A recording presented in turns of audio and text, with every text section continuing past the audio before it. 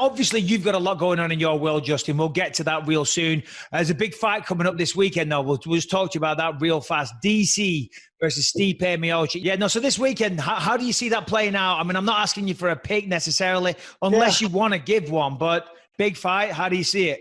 Yeah, man, I think I was at the second fight. I might have been at the first one too. I don't know, man, but I was at the last fight of theirs, and it was a great fight. I don't know, man. Definitely, DC's hungry. DC's going to be in shape. He's going to come ready. I think they both kind of talked about how this pandemic has kind of changed their training. So, but everyone stayed more on point is going to be, championship fights. Don't make a mistake. DC made a mistake last time. And it was capitalized on. And, I do think that Stipe is going to have a similar game, but it's going to you got to try to find the body of DC. I mean, you're not going to knock many wrestlers by punching them in the face. Their necks are just too damn strong. And DC's all neck. So, that he is.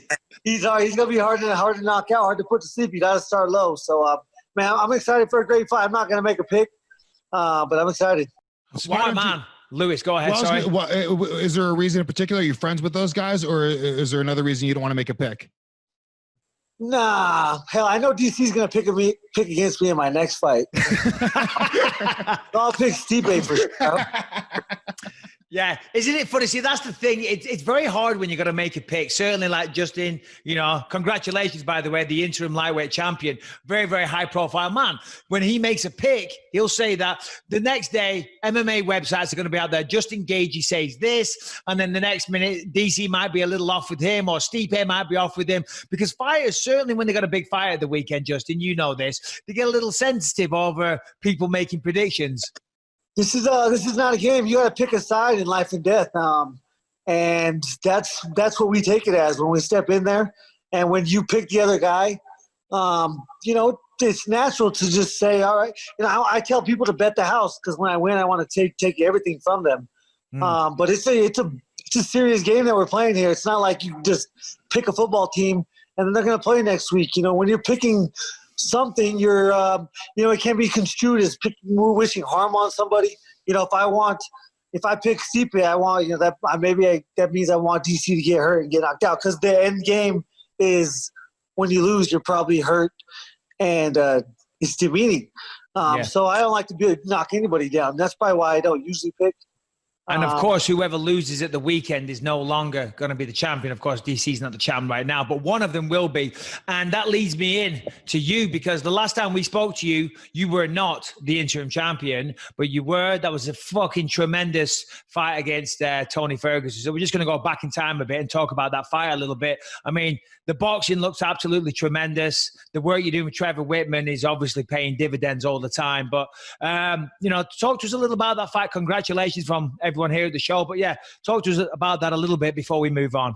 Yeah, thank you. I mean, it was that was fun, man. It was the first event back, after the pandemic. So in context, it was so much more and so much bigger than just even being, how big of a fight it was. But the pandemic, not knowing where we were going to fight, everyone was acting like they wanted to take the fight.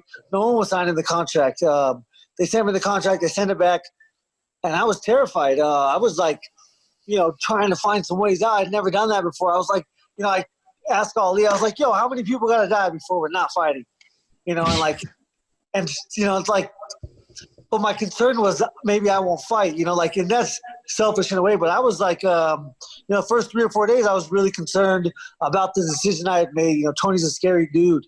And the cardio is the factor. Cardio will always be the factor in any fight. And he's a cardio machine. And I was, well aware that he was training for many months for Khabib, for a grappling match, for a high intensity cardio matchup. So I knew that he was focusing on that aspect.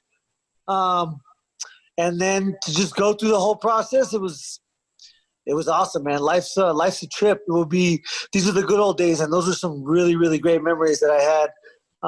Being the first one specifically was the most special. Getting the UFC back to work getting everybody, getting all the employees back to work. It was fun. So congratulations on that. I mean, you are obviously your star has never been brighter than right now. You really made headlines this summer, saying you would put a possible matchup with McGregor on the back burner in favor of unifying the belt with Khabib. Why is? I'm sorry. I did that.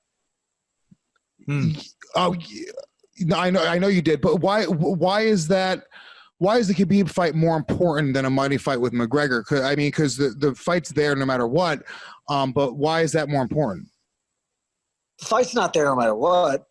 For me, it was a business decision. I think it's a gamble, absolutely, but the legacy that I create and the money that I can make if I beat Khabib and then I beat Conor is exponentially more than what you're talking, than the scenario that you're talking about. So for me, it's business.